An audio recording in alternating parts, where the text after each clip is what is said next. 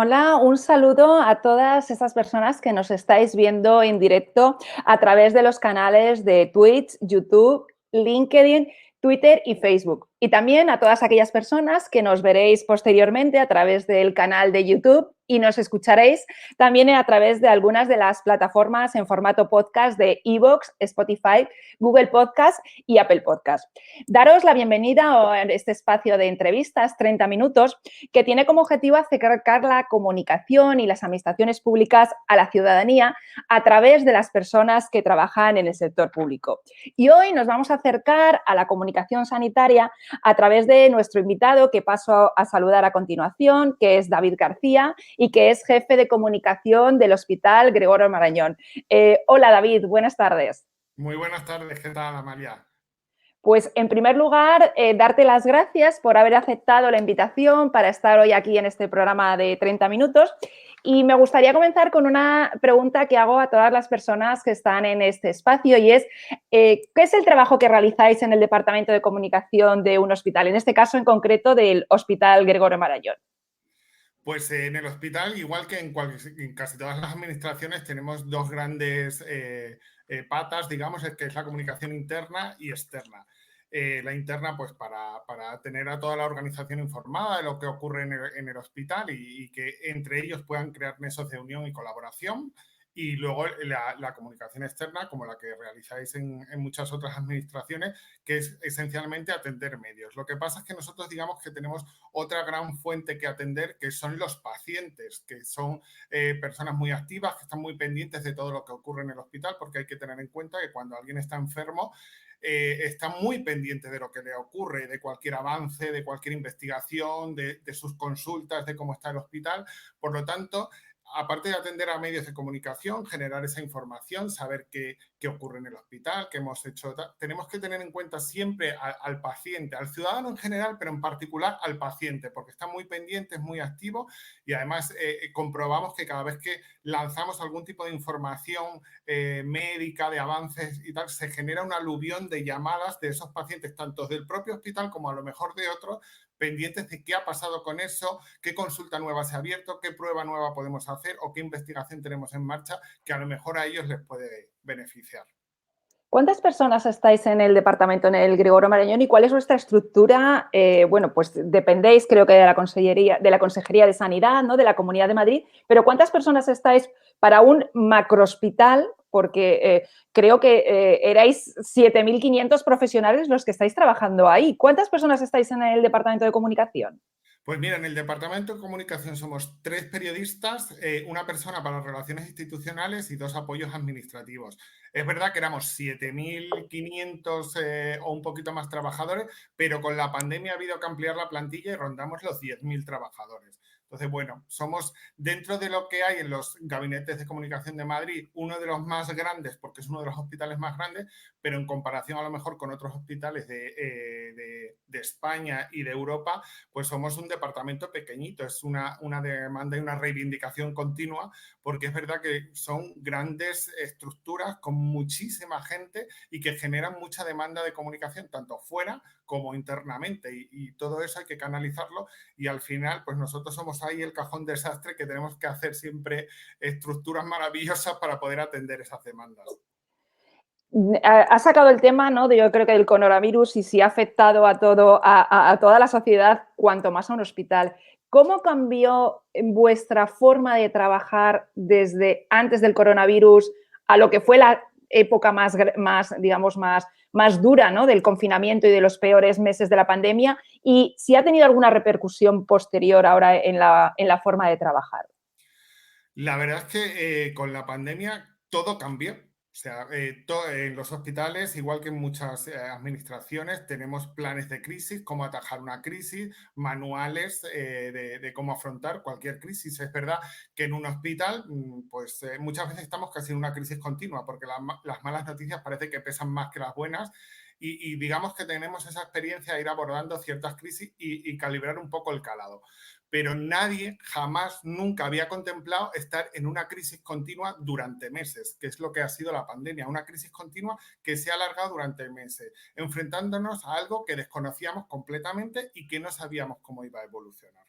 Entonces, igual que el hospital tuvo que irse adaptando prácticamente día a día, la comunicación tenía que irse adaptando día a día a las circunstancias, a lo que sabíamos, a lo que podíamos contar y a la demanda mediática y la demanda de la ciudadanía, porque quieras que no, la ciudadanía continuamente reclamaba información al hospital porque éramos una fuente creíble para ellos, más que cualquier, a lo mejor, otra institución.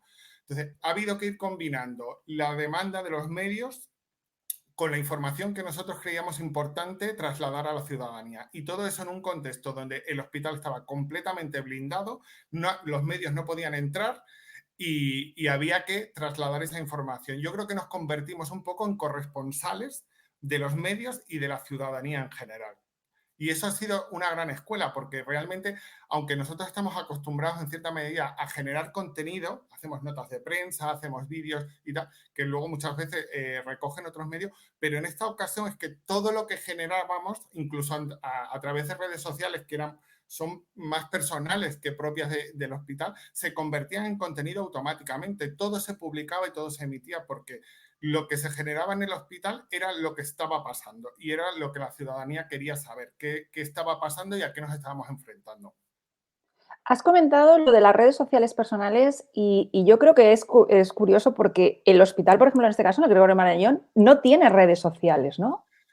Los hospitales de Madrid no tienen cuentas oficiales en redes sociales y es verdad que pues, es una situación que íbamos a afrontar antes de la pandemia, pero con todo esto todo cambió y las prioridades fueron otras.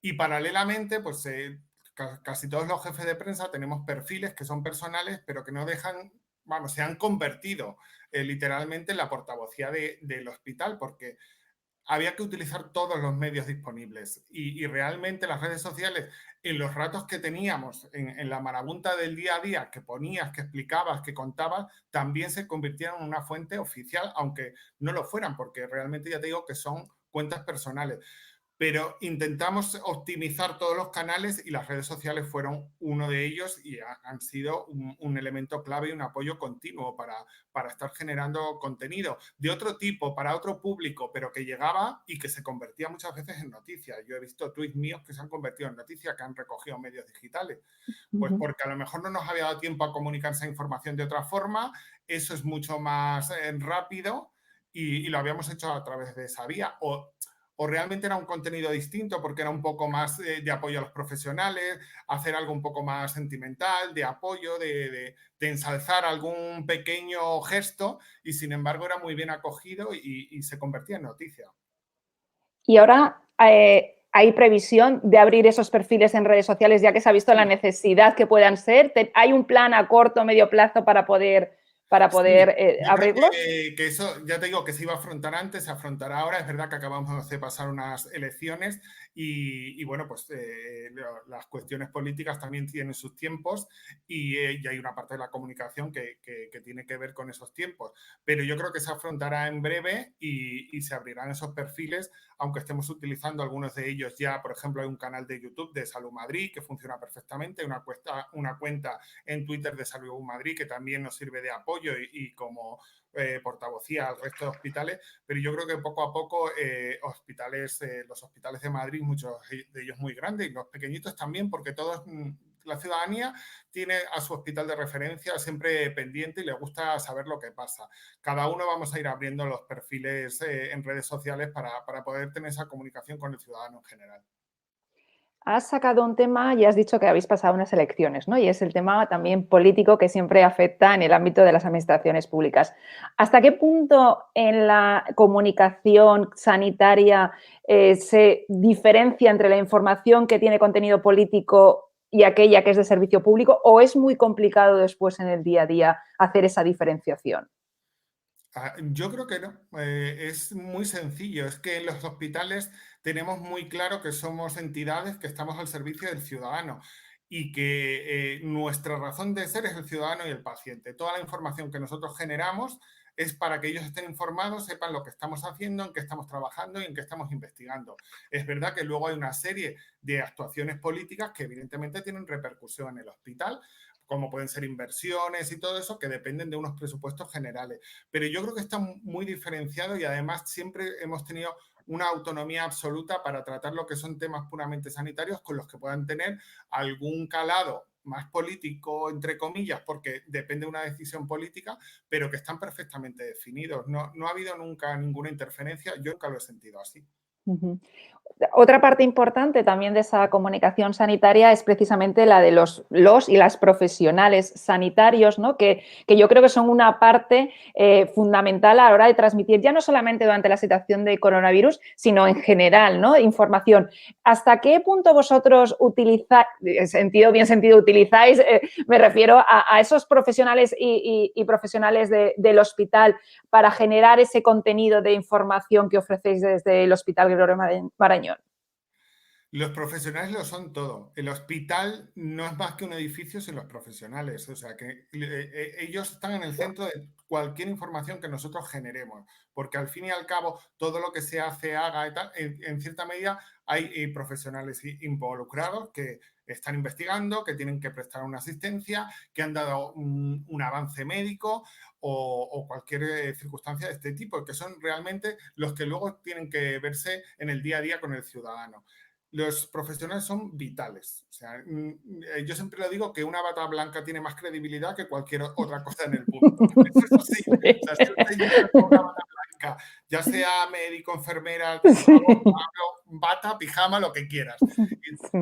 La gente cree lo que dice, pero ellos también tienen que saber cómo contar esa información y cómo transmitir para que la gente lo entienda, no se creen expectativas que a lo mejor no hay o lleguemos a un grado de tecnicismo que la gente no pueda entender. Entonces, eso es lo que hacemos en el trabajo, casi en el día a día. Hay algunos que ya lo tienen asimilado, son divulgadores natos, se notan también cuando son profesores de la universidad que están acostumbrados a explicar y contar las cosas, pero ellos tienen que ver, les enseñamos según qué medio cómo tienen que contar las cosas y sobre todo evitar esos tecnicismos que ellos están acostumbrados a manejar, pues su jerga, como lo tenemos los periodistas, pero que no se pueden trasladar o no todo se puede trasladar a la hora de enviar un mensaje a la población en general, incluso a nuestros compañeros periodistas, porque no todos son especialistas en el mundo sanitario. Con lo que yo siempre les digo, si tienes que soltar un tecnicismo o un palabra, después explica lo que es, si no sabes decirlo de otra forma.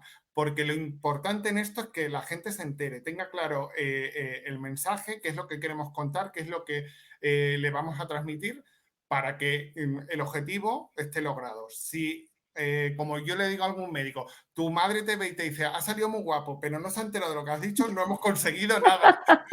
Y esto es fundamental. Yo lo que quiero es que la gente se entere, porque la información sanitaria es muy, muy, muy sensible. La gente está muy pendiente de qué se hace en un hospital, de qué pasa, de qué avance ha habido en una enfermedad, si me puedo operar de una cosa o no, o hay un nuevo tratamiento para un cáncer.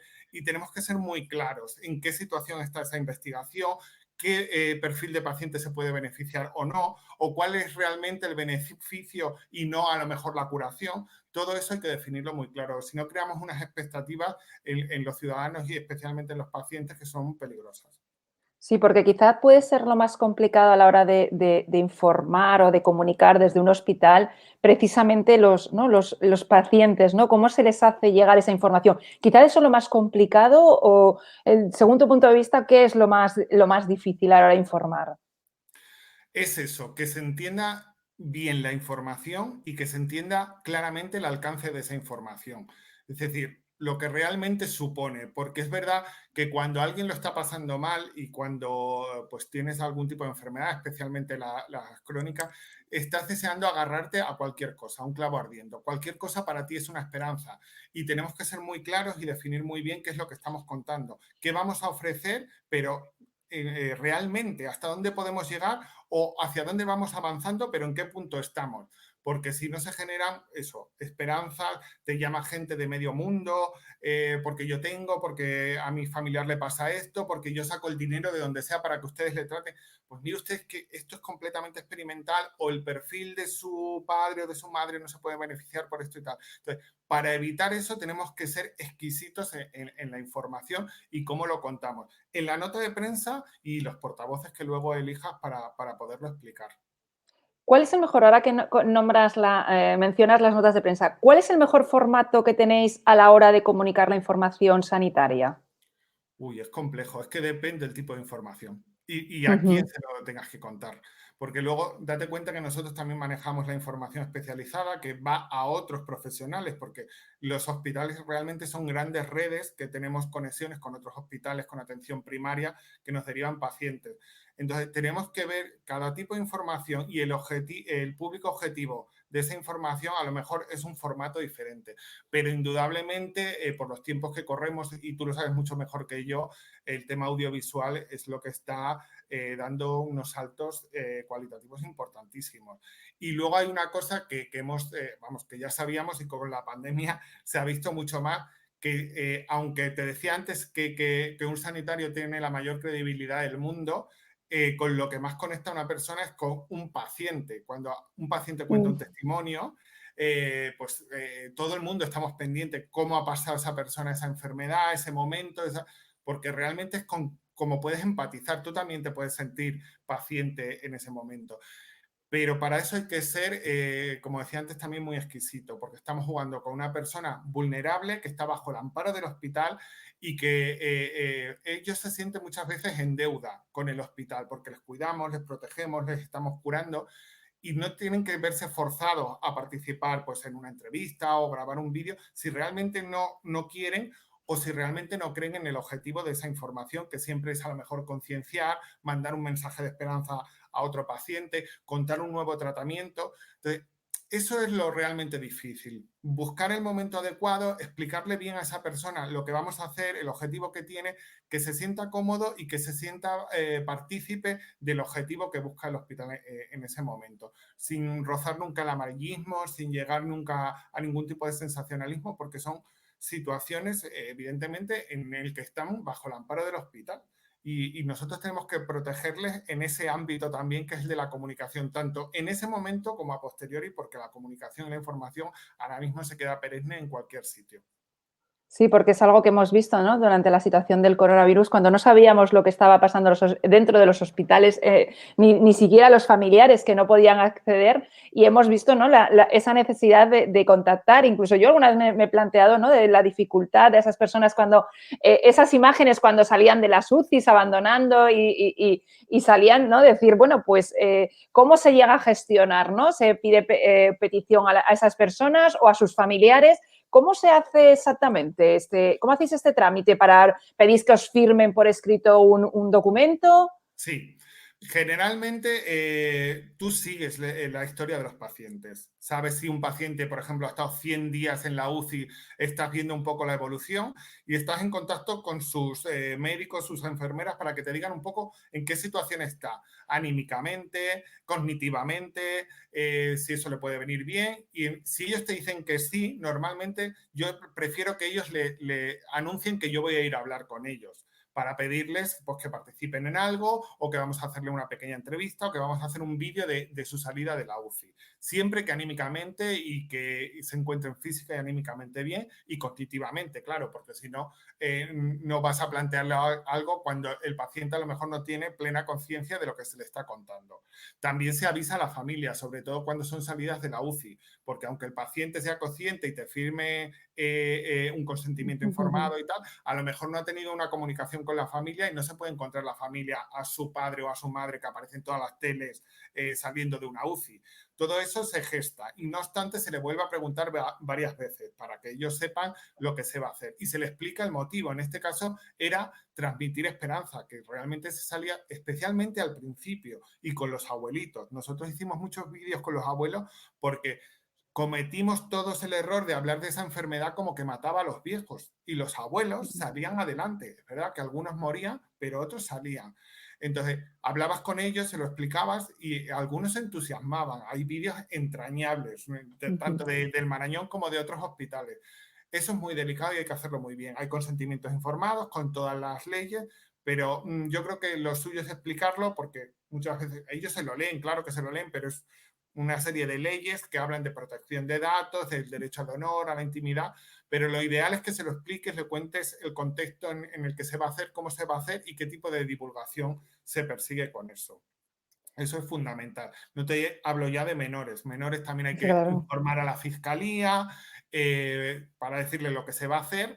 Y si el menor es maduro, que yo los considero maduros desde 6, 7 años, preguntarle al niño, aunque lo vea como un juego, pero que él sepa lo que va a pasar, porque luego en cuanto tienen conciencia hay cosas que les da reparo. Por ejemplo, cuando son oncológicos y no tienen pelito, pues ellos Claro. ya son coquetos y a lo mejor no les apetece verse en la tele sin pelo. Entonces, todas esas cosas, aunque el papá y la mamá estén entusiasmados porque el niño salga en la tele, hay que preguntar al nene, porque a lo mejor no le apetece. Entonces, Claro. eso es muy delicado y hay que tratarlo con mucha delicadeza. Y otra cuestión que hemos vivido, que se vive con el fenómeno de Internet, de las redes sociales y de todo esto que tiene que ver con la marca personal, vemos a muchos profesionales y mujeres también del ámbito sanitario que han adquirido una relevancia importante, ¿no? En sus redes sociales, en sus capacidades de difusión, desde la sanidad pública, desde los hospitales, siempre y cuando trabajen en estos sectores.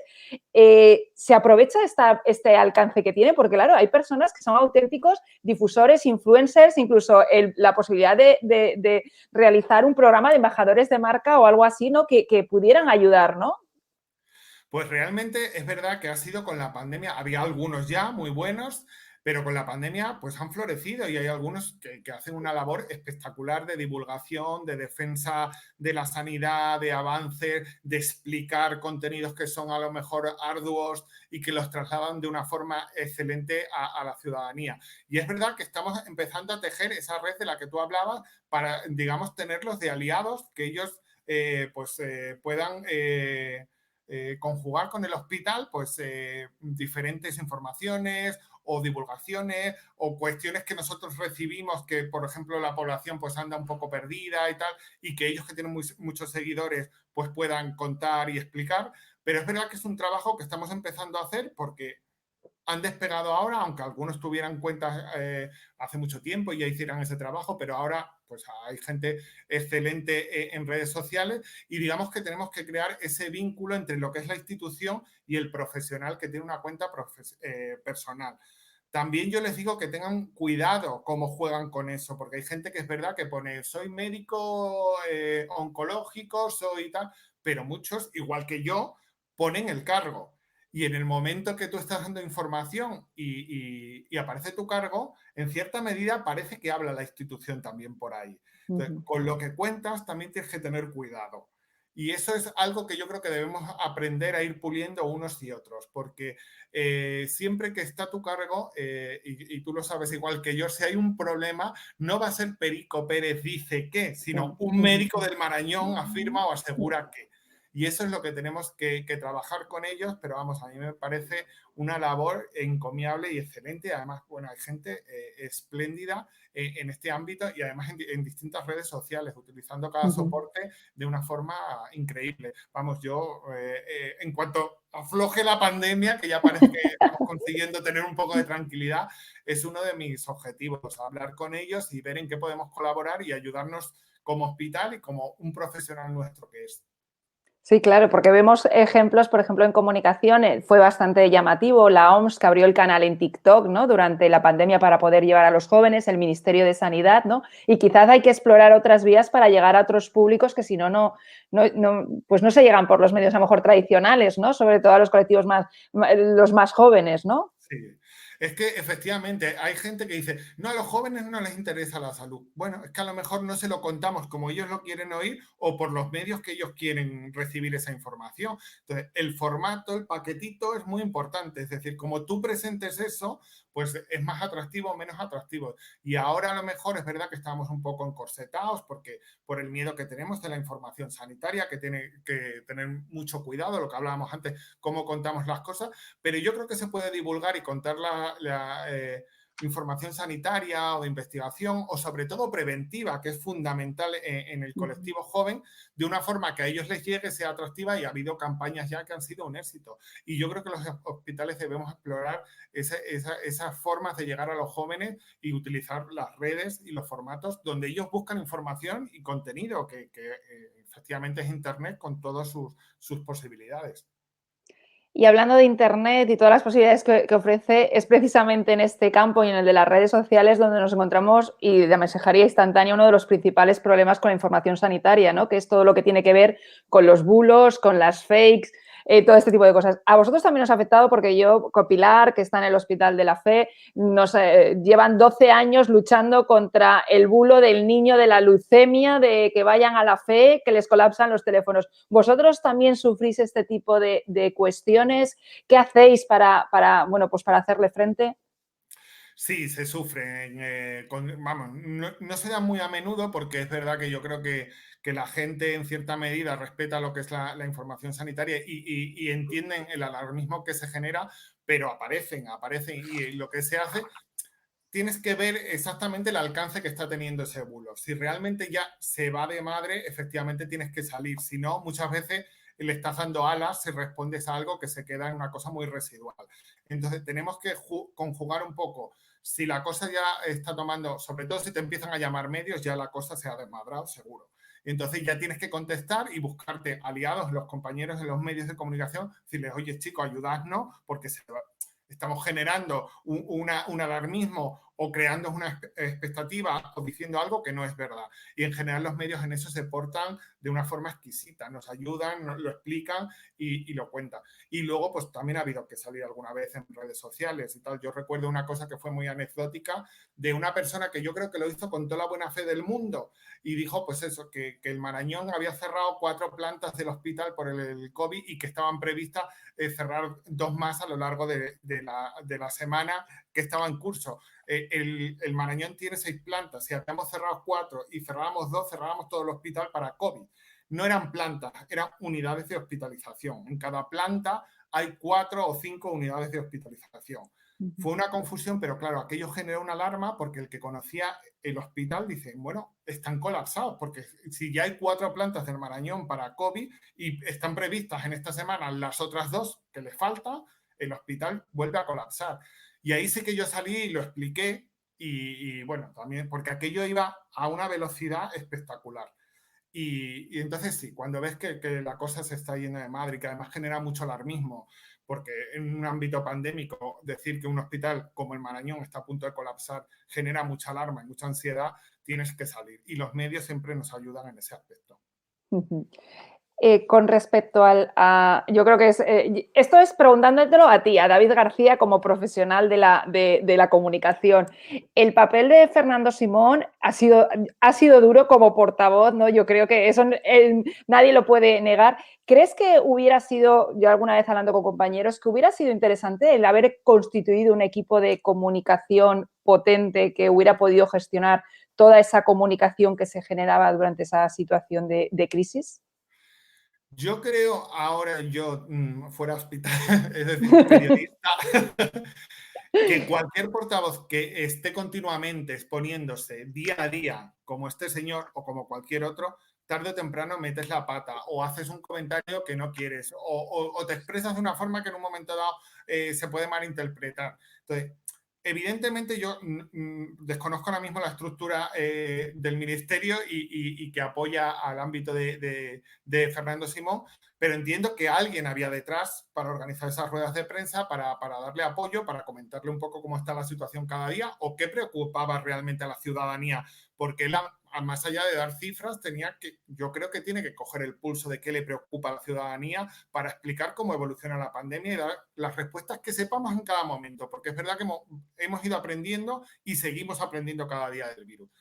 Pero yo creo que a lo mejor el que hubiera habido no uno, sino varios técnicos, que yo creo que está bien que sean técnicos, no le hubiera quemado tanto a él y hubiera evitado que a lo mejor pues, haya tenido ciertas meteduras de pata o no, como lo queramos ver cada uno, porque es verdad que la sobreexposición que él ha tenido, porque no quedaba otra por la situación que eso, te lleva indudablemente a cometer errores como los cometemos todos o a expresarte pues de una forma que se malinterpreta o que realmente estabas pensando una cosa y lo has dicho de otra forma y se acabó. Si esto es así.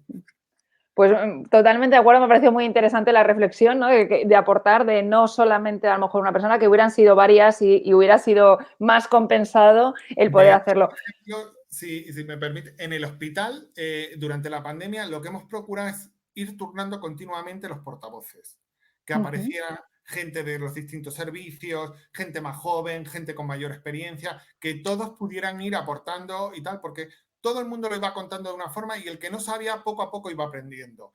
Y eso es bueno. Todos van saliendo, todos se sienten partícipes, todos en cierta medida se sienten un poco recompensados porque se ven ahí, pueden explicar, porque aparte de contar las camas que teníamos, los pacientes que nos entraban por la urgencia, pues contaban sus investigaciones, el artículo que habían publicado, el tratamiento que habían probado. Entonces, yo creo que diversificar siempre es bueno.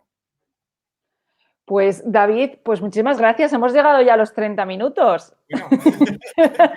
A mí se me han quedado muchas preguntas todavía en el tintero porque es verdad que la comunicación sanitaria del ámbito de la salud es una información que, bueno, pues que tiene muchísimas aristas, muchas cosas por las que poder preguntar y no descarto emplazarte, Ida, después de septiembre cuando empecemos otro día para que podamos charlar un ratito y ya una vez pasada esta situación y ya que yo creo que estaremos mejor y viéndolo con perspectiva, ver un poco, ¿no?, todo lo que hemos aprendido, los defectos y, bueno, o los errores que hemos podido cometer, lo que hemos aprendido de toda esta situación.